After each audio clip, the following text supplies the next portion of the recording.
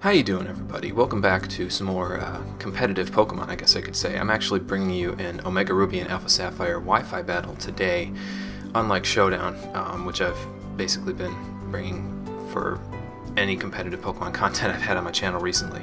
Well, ever, I guess I should say.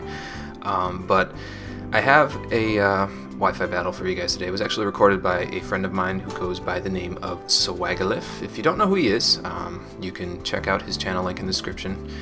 But I'm assuming most of the people who watch the Pokemon content probably know pretty well who he is. But if you don't, the link is there for you, just in case. So, asked for a battle on the 21st on Twitter because a couple of people were battling, and I kind of wanted to battle somebody, even if it didn't end up getting thrown up on my channel, because I obviously don't have a 3DS capture card. But gentleman by the name of Nickelodeon, I should probably put a space in between there because there's an underscore in between the Nick and the Elodian part of his username. He accepted the challenge, and he brought this team that he has on the screen here.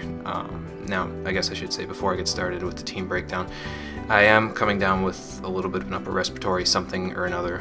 It happens every Christmas. It's pretty much inevitable. I just have to deal with it. So I apologize if my voice is a little bit froggy sounding, or disgusting sounding. But there's nothing really I can do about it other than take throat lozenges and hope that it gets better. But anyway, I brought a mixed tier team because all of the Wi-Fi teams that I make are mixed tier. I don't know, I feel like if I'm going to play a tier, I can go play Showdown. If I want to play Wi-Fi, I'm going to bring just stuff that I like, stuff that I actually want to raise and train. So I have a Choice Banded Infernape, Physically Defensive Sandslash, Crocoon, because I'm a terrible person, but Crocoon is one of my old favorites, along with Sub-Punching Breloom, but that's a different story altogether. Specs Frostlass, Special Defensive Mega Venusaur with Toxic and Venoshock, so that I'm not completely walled by Chestnut, which I figured would be a bigger issue in the OU metagame now that it gets Drain Punch, but I haven't seen it in OU at all yet. And then a Tornadus Therian, which has a very special set that I will talk about when the match gets started.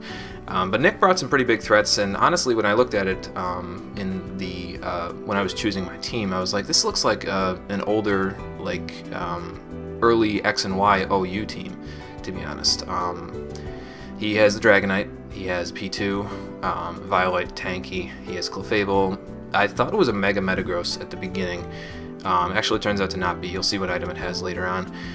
He has the Aegislash, which is considered an Uber technically, but it's not really an issue. Aegislash would work fine in the OU metagame, and it did before, and I dealt with it before, so I didn't make any issue out of it. It wasn't a big deal at all. And then a Rotom Wash, and those, I've dealt with all of them before, but considering this is mixed tier, a mixed tier team, it might be a little bit tough for me to excuse me, it might be a little tough for me to deal with them, having not played an OU team like this in a while. I was especially afraid of the Aegislash because I hadn't played it since early X and Y metagame, but we will see how all of that goes in the battle, which we will get started with right about now. Okay, so let's just talk about Zinnia's theme for a minute. Zinnia's theme is fantastic, and I don't actually have the audio from this one, so I had to get this theme on its own. But he starts off with the Rotom Wash, and I thought it was kind of weird that it came out first, and if I was a more seasoned player, I would know exactly what that meant, or if I actually paid attention to battles, I'd know what that meant. But I can't stay in with my Infernape, because I would die to Hydro Pump. So I switch in my Specially Defensive Venusaur because it's a great wall to this Rotom. It's going to force him to switch out because he doesn't want to take Giga Drain, and I can get my Mega Evolution off on turn 2, which is really good. Because sometimes it's hard to get your Mega Evolutions off because you have to keep switching back and forth, because people use Switch Initiative with Volt Switch or something like that. I can get it off turn 2 and just take care of it. I figured he was going to switch out, he didn't want to take Giga Drain, so I just Leech Seed something. He's got 2 Steel types, I didn't want to go for Toxic just in case he switched in Steel type, which he did. So now I can get the Leech Seed off and I can get back most of my health before I have to really worry about him doing anything to me. But I'm going to switch out because I don't know exactly what this thing's going to go about doing. I don't know if it has Ice Punch or if it has, something to hit me with. So I'm going to switch out into my Sandslash because it can wall pretty much any hit that this thing wants to do. I've got Leech Seeds up so I can take any hits but it just goes for Stealth Rock, and that's fine, you know, perfectly reasonable. Get your Stealth Rocks up early, that way you can deal some damage to, like my Sandslash, if it had a sash. It no longer has a sash, so take care of that. He switches into his P2. I figured he was going to switch, he didn't want to take an Earthquake, so I'd get up my rocks as well, just early on, so that way I can do some chip damage to some of his stuff too. But I obviously don't want to take an Ice Beam, so I'm going to go into my Venusaur, and I mean, it's at +1, so I was a little worried about how much damage this P2 would actually do to me. But it is a P2, so like, I mean, even at +1, with Thick Fat, I'm going to eat that up pretty well. He's going to stay in here because he does still have Tri-Attack, which is neutral. I'm going to go for a Leech Seed, just so that if he switched, I could get a Leech Seed up on something and it wouldn't be too big of an issue. And that Tri-Attack does a lot. I mean, it is at +1, so that's, you know, to be expected. I get the Leech Seed HP back, and I get back just enough to not survive another Tri-Attack. But I could go for a Giga Drain before he actually gets off that second Tri-Attack and kills me, so it would do a little bit of chip damage to the P2. He switches into the Metagross to take the Giga Drain that was probably incoming. And I thought it did respectable damage, but it was actually a crit. So obviously I can't stand on this Metagross. It's probably gonna... I was thinking I was gonna go for Earthquake, so I could have switched in my Tornadus, but I didn't want to switch in Tornadus because I could have taken like an Ice Punch or Meteor Mash, and neither of those would be very good for my Tornadus. So I figured Suicune was pretty safe middle. It's physically defensive, so it can take it pretty much any hit that the Metagross is going to throw at me. I actually see that it's Life Orbed here, and considering it's Life Orbed, I took that Earthquake pretty well, because Metagross does have a really high attack stat, so that's pretty good. He goes into his Rotom Wash just to take a Scald, because Rotom is a pretty solid counter to a Crocoon. I don't know if he thought I was going to be a Crocoon yet, but that's what it is, so it's a pretty solid counter. I figured he was going to status here, so I wanted to stay in with Suicune to take the status. I didn't want a physical attacker getting burned. So I figured I'd stay in and take the status. Could go for a Calm Mind, start setting up. I mean, I wasn't going to be doing that much damage to this Rotom anyway, and I'd have to rest eventually. So I figured I'd just start setting up, it would be fine. I wanted to rest here just in case he had Volt Switch, and I mean, that would still do a respectable amount if I had +1. But what we see here is that my special defense is actually higher than my physical defense now that I'm at +1, because the P2 gets an attack boost, and that doesn't help it at all.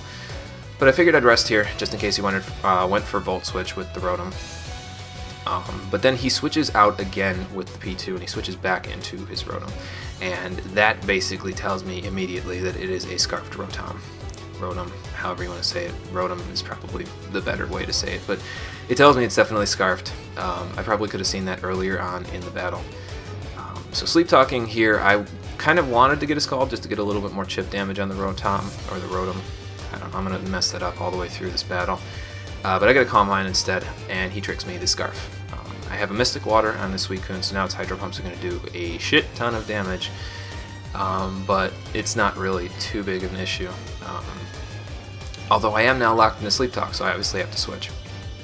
And he is no longer locked into anything, so he can freely Volt Switch and get some offensive initiative here. Which, I mean, it's not too big of a deal. I still have the Venusaur, and after Stealth Rocks, I can still take a Volt Switch, no problem. I could take a Hydro Pump, no problem from there. I don't know if I would have outsped because it isn't Scarfed anymore, but it probably has some speed investment because it's Scarfed to begin with. So I don't know if I would have been able to go for a Giga Drain and actually do good damage to it before it killed me. And to be fair, he probably would have switched anyway. But he gets the Volt Switch off, he switches into Dragonite. I'm perfectly okay with allowing Venusaur to die to this Dragonite. I mean, I really only needed it for the Rotom, or the Rotom. And I can deal with the Rotom with other things, so I'm not really too concerned with it. But this gives me an opportunity to go into Sandslash. I can spin on this thing pretty well. Sandslash has very reasonable physical bulk, and I am not concerned with it. I could also test to see if it was banded, because if it was banded, that Dragon Claw would have done about 50% of my health. I think a little less than 50% is about where it would have done. But it only did like 50 damage, so that tells me it is probably not choiced in any way. It's probably either a Lumberry one or a Weakness Policy one with Dragon Dance, which we'll see later on in the battle what happens with that. So I can fire off a Toxic here, put a timer on the Dragonite if it decides to stay in. If he switches out into Steel type, they have to take an Earthquake next turn anyway, so it's not really a big deal. and if he keeps switching, he's going to keep taking Stealth Rock damage, but actually get a Toxic up on the P2, which is great, because that means that thing's bulk is now a little bit less of an issue, because it will slowly get worn down to the Toxic, and if it comes right down to it, I can always stall it out. Hoping it doesn't come down to that, because I don't really like stalling, but he goes for the Recover here. Figures he'd get it back up to full health. He mitigates some of the damage from the Toxic, which is a fairly, you know, it's a reasonable play on his part. You want to keep your bulkiest thing bulky for my physical attackers that I have sitting in the back. That Infernape is scary, but it can definitely take a close combat, so... I think he figured he didn't want something to get Scald burned here, because that was what I was going to go for, because I was waking up. And if anything was to get burned, it would probably be the Magic Guard Clefable on his team, so this is a reasonable play on his part. He could have gone into the Rotom, but it did, you know, it was taking a lot of damage from the Stealth Rocks and from the Scalds anyway. I switch in Tornadus here, because if this was a Cosmic Power one, I definitely did not want it using those leftovers to get any more recovery than it already needed. So I wanted to mitigate its recovery to whatever recovery move it has in it, waiting in the wings. It turns out to be a Calm Mind one, which probably tells me it's either just bulky, like a bulky attacker, or it's physically defensive. I still don't want it to have leftovers recovery, because if it has Moonlight, that means that I can kind of do a little bit of... like I can force him to use those as his recovery. And then he goes for this Moonblast. It is a +1, but I take it like a champ. I think he might have figured, if I was him, I would have figured that was an Assault Vest type of a damage thingy. But this is actually a specially defensive Tornadus with Bulk Up. So it's got about 140 SPDF, which isn't a lot, but it can usually take hits from weaker special attackers, and it can do some good damage back and forth. Because it can bulk up, I can rest, and then I can use my Chesto Berry, which is what it's using right now, to wake up immediately, and then go for some really powerful hits. He went for Moonlight here. He probably figured I was going to use the Regenerator ability and switch out into something that could actually take on the Clefable, so he figures he could switch out, but since I stayed in because I was resting, I can actually get off another bulk up, because even a crit Moonblast at this point will not kill me. And now I'm at +2. So I've got respectable special defense and reasonable physical defense and great physical attack now too. So I can go for this Acrobatics, and it does a whole lot of damage. That's like 80-something% damage, which tells me it's probably not fully physically invested. It's probably just bulky. I'm not 100% sure on that, but I know a physically defensive Clefable takes less damage than that from a +2 Acrobatics from Tornadus. I calced it. So, but he switched into the Metagross, hoping to take this hit.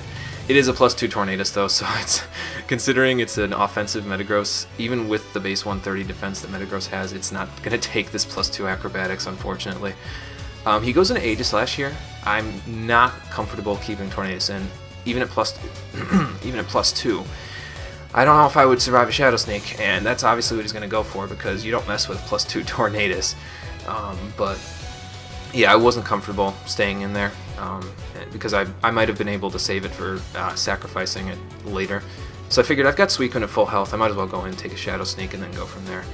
That kind of damage, I'm going to say that probably I would not have taken a Shadow Sneak at the range of health that Tornadus was at, because the Suicune has about the same amount of physical bulk as a +2 Tornadus. So he switches into Rotom, and I just feel like, you know what, Suicune's not doing too much to the rest of his team. I can probably just go for Scalds. It's not getting burns where I needed to get burns, which is perfectly reasonable. So I can just leave it in, take a Volt Switch, and then whatever he wants to go into, it can kill me. He gets a crit on the Volt Switch, but like I said, I'm leaving this in as basically death fodder. So it's not really a huge issue that he got a crit there. And then he can go into his P2, he can get a special attack boost, because I have not Calm Minded yet. And, you know, he can kill me off with a Tri-Attack after this, or whatever he really wants to go to. I don't think he wanted to go for Thunderbolt because I still had Sandslash. He didn't want to go for Ice Beam in case I stayed in, so Tri-Attack is a reasonable play. But between the fact that I got a Scald off before I died, the fact that he took Stealth Rock damage coming in, and the chip damage I'm getting from the Toxic, this P2's bulk is, it's getting to the point where it's starting to look a little bit like it could get knocked out by Infernape, and I can bring in Infernape now and threaten it out with a fighting type attack. I'm not going to go for the fighting type attack though, because like I said before, I am choice banded, so I want to try to go for Fire Punch to see if I can catch the Aegislash coming in. But he actually just goes into Clefable to sack it, which is fine. I can go for a Fire Punch and knock it out, and that kind of threatens him to not go into the Aegislash there, because I do have the Fire Punch, and it would do a very reasonable amount of damage to it. But he goes into the Dragonite. figuring he could, I mean, an Earthquake would probably just take out my my Infernape from here, even though it's not stab. Dragonite has ridiculous attack stat. But Sandslash, on the other hand, can take that to Earthquake no problem. Sandslash has, because I've used this team in OU before, back in the earlier days of X and Y OU, Sandslash has dealt with Dragonite before. He knows exactly how to deal with them. I saw the Dragon Dance here, and I was really worried because I had to hit this Toxic, and if he had a Lumberry, I would have to hit 2 Toxics in a row. And that might mean I had to lose my Sandslash, and that would have made it a little harder to actually beat this thing. But it turns out he's not a Lumberry one. It's probably a Weakness Policy one, if I had to guess. So now he's on a timer. He can't really switch out because between the Toxic and the Stealth Rocks, he's going to be taking a lot of damage. He's already a +1, so he figures he could probably just get good damage off on something. This is where I'm going to sack Tornadus because it's not really doing too much. It kind of either gets outsped by things or it doesn't have the bulk to take hits from other things. So I figured it's probably best to just sack it at this point. I need to get this Dragonite down to the point where I can knock it out with a Mach Punch from Infernape, because this Frostlass is not sashed, it is Specs, and I really need to put a sash on it because all it seems to do anymore is just come in and die, because the OU metagame is so fast. But anyway, now I'm at the point where I'm confident that an Iron Fist, Choice Banded, Mach Punch will KO the Dragonite, and it does. I'm pretty sure that crit didn't matter at all. I mean, I can go calc it, but I'm fairly certain that that didn't matter. He goes into the Aegislash here. He's seen the Fire Punch, so he probably figured I was going to go for that if I was going to go for that.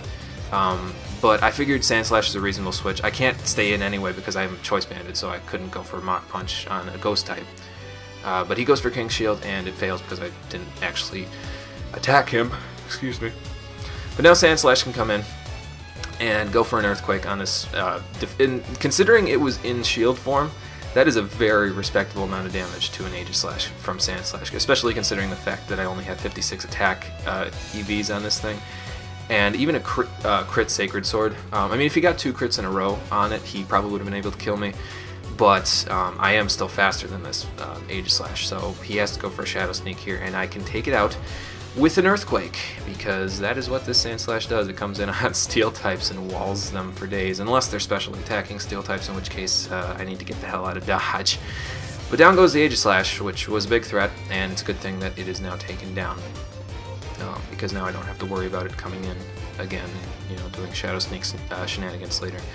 So now all he has is the Rotom and the P2, and his Rotom is at a very low stage of health, so I can definitely come in and kill it with Infernape. Now here's where things got a little dicey, because the Rotom, it had its Scarf before, it tricked me to Scarf.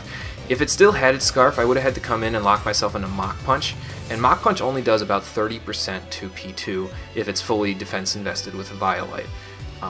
So I was a little concerned because I wasn't sure how far down the P2's health would be if it once it took Stealth Rock damage.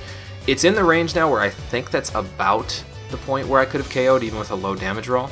But if I had not KO'd, I would have still had to take a big hit from the thing, or he could have recovered and stalled me for a little while. But it didn't have to happen. The Rotom wasn't scarfed, so I could lock myself into close combat, finish the battle with some style, and that will be the game, ladies and gentlemen. So thank you, Nick, for accepting the challenge on Twitter. Thank you, Joe, for recording this for me very much. It was a very close battle. Not a lot of hacks either, and it was a pretty long battle, so those are usually the ones that are really good battles, at least in my opinion. The ones that, you know, they drag out for a while, not too long, but there wasn't really any hacks, and there wasn't really that any stalling at all either. So, you know, really good battle on my part, and on Nick's part there. As far as when these are going to be going up, probably not very often, because as I said before, I don't have a 3DS capture card. And while a few 3DS games make a good case for me getting one, I can't record, you know, I can't get a $250 capture card just for a couple of games. That's a waste of $250, and as a broke-ass college student, I don't really have that kind of luxury. So don't expect these to be going up very often, but if I get really solid battles, I will try to get them recorded. I don't want to bother Joe too much with recording these things, so not very often, but this one was too good to pass up, so I definitely wanted to post it. But yeah, thanks again, Nick, for the game, and thank you guys for watching. I will see you in whatever I decide to post next.